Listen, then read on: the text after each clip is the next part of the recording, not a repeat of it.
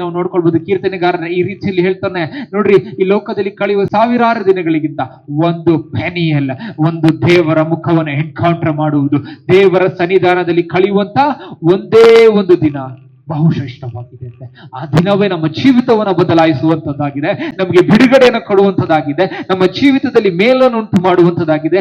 ಈ ಲೋಕದ ಐಶ್ವರ್ಯಗಳನ್ನು ತೆಗೆದುಕೊಳ್ಳುವಂಥದ್ದು ದೊಡ್ಡ ಆಶೀರ್ವಾದ ಅಲ್ಲ, ಆಸ್ತಿಯನ್ನು ಗಳಿಸಿಕೊಳ್ಳುವಂಥದ್ದು ದೊಡ್ಡ ಆಶೀರ್ವಾದ ಅಲ್ಲ, ಈ ಲೋಕವನ್ನ ಸಂಪಾದನೆ ಮಾಡಿಕೊಳ್ಳುವುದು ದೊಡ್ಡ ಆಶೀರ್ವಾದವಲ್ಲ, ದೇವರಿಂದ ಮೇಲನ್ನು ತೆಗೆದುಕೊಳ್ಳುವುದೇ ದೊಡ್ಡ ಆಶೀರ್ವಾದವಾಗಿದೆ ಎಂಬುದಾಗಿ ನಾವು ಅರ್ಥ ಮಾಡ್ಕೊಳ್ಬಹುದಾಗಿದೆ.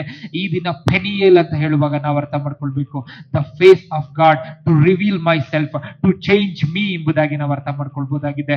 ನೋಡ್ರಿ, ಯಾವಾಗ ಅಲ್ಲಿ ಆ ಒಂದು ಸ್ಥಳದಲ್ಲಿ ಪೆನಿಯಲ್ ನಲ್ಲಿ ಯಾಕೋಬನು ಪ್ರಾರ್ಥನೆ ಮಾಡ್ದ, ಅವರ ದೇವರು ಆಶೀರ್ವಾದ ಮಾಡಿದ್ರು. ಅವನು ಏನ್ ಮಾಡ್ದಂತೆ, ಕುಂಟ್ಕೊಂಡು ಹೋದಂತೆ. ಹಾಲೆಲೂಯಾ. ದೇವರು ನಿಮ್ಮನ್ನ ಆಶೀರ್ವಾದ ಮಾಡುವಾಗ ದೇವರು ಒಂದು ಸೈನ್ ಅನ್ನ ಕೊಟ್ಟೇ ಕೊಡ್ತಾರೆ. ಆ ಒಂದು ಸೈನ್ ಯಾವ ರೀತಿಯಲ್ಲಾದ್ರೂ ಇರಲಿ, ಆದ್ರೆ ಆ ಸೈನ್ ನಿನಗೆ ಗೊತ್ತಿರ್ತದೆ ಯಾಕೆ ನನಗೆ ಈ ಒಂದು ಪರಿಸ್ಥಿತಿ ಬಂತು ಅಂತ.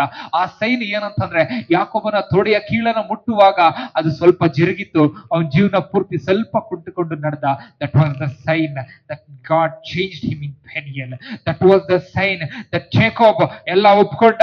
ಜೇಕೋಬ್ ಆಶೀರ್ವಾದಕ್ಕೆ ಬಾಧ್ಯಸ್ಥನಾಗಿದ್ದಾನೆ. ಯಾರು ಬಂದು ದೇವರ ಮುಂದೆ ಕಂಪ್ಲೇಂಟ್ ಮಾಡೋಂಗಿಲ್ಲ ಏಸಾವದ ಆಶೀರ್ವಾದ ಅಂತ. ಯಾವ ಜನಾಂಗದವರು, ಏಸಾವನ ಸಂತತಿಯವರು ಯಾರು ಬಂದು ಹೇಳಂಗಿಲ್ಲ ಯಾಕೋಬನನ್ನ ನಾನು ಆಶೀರ್ವಾದ ಮಾಡಿದ್ದೇನೆ ಅಂತ ಹೇಳಿ. ಅದಕ್ಕೆ ಪೆನಿಯಲ್ ನಲ್ಲಿ ದೇವರು ಅವನ ಒಂದು ಕೀಳನ್ನು ಮುಟ್ಟುವಾಗ, ಅವನ ಒಂದು ತೊಡೆಯನ್ನು ಮುಟ್ಟುವಾಗ ಅವನ ಕೀಳು ಸ್ವಲ್ಪ ಜರುಗಿತು. ಅದು that was the sign, that was the place, that is the name that God gave to Israel ಎಂಬುದಾಗಿ ಅರ್ಥ ಮಾಡ್ಕೊಳ್ಳೋಣ. ನಿನ್ನ ಜೀವಿತದಲ್ಲಿ ಕೂಡ ದೇವರು ನಿನ್ನನ್ನು ಆಶೀರ್ವಾದ ಮಾಡುವಾಗ ಯಾರು ಪ್ರಶ್ನೆ ಮಾಡದಂತೆ ಒಂದು ಗುರುತು ದೇವರು ನಿನ್ಗೆ ಕೊಡುವಂತವರಾಗಿದ್ದಾರೆ.